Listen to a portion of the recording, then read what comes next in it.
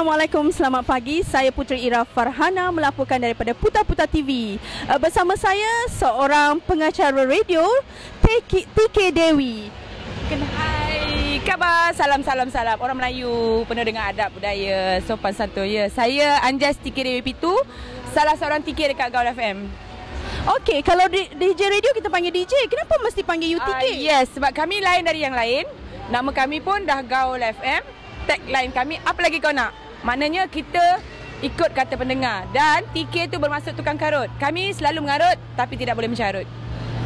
So tukang karut, make sure saya tak kena karut TK daripada bukan beliau. tukang kebun, dia tukang karut. Okey, apa di sebalik makna Gaul FM ni? Gaul, GAOL ialah gabungan Asia online lah. Apa lagi kau nak? Apa lagi kau nak? Online lah. Memang Asia, tapi sebenarnya radio kita didengar di seluruh dunia. Di mana ada internet, di situ ada Gaul FM, okey?